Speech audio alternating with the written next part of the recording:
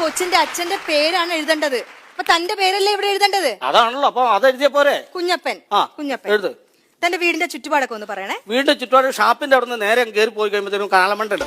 ആ കനാൽമണ്ട നേരെ നടന്നു കഴിയുമ്പോൾ പട്ടമില്ലാത്ത ഒരു പുറമ്പോക്ക് ഭൂമി ഒരു 3 സെന്റ് കിടപ്പുണ്ട്. അതിനകത്ത് വളച്ചു കൂട്ടി ഒരു ഇച്ചിരി മൺകട്ട വെച്ച് പടതേക്കണ അത്രേ ഉള്ളൂ സെറ്റപ്പ്. എടോ അതല്ല, അഡ്രസ് പറയൂ. കാവനാക്കുടി എഴുതിക്കോ. ഓക്കെ.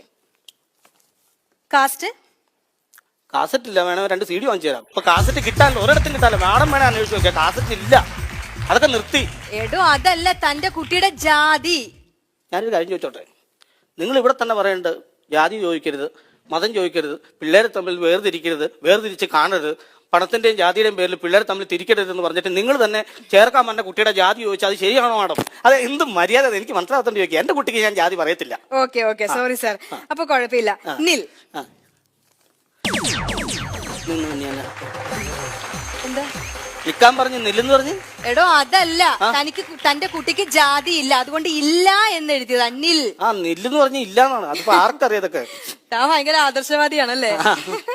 സെക്സ്?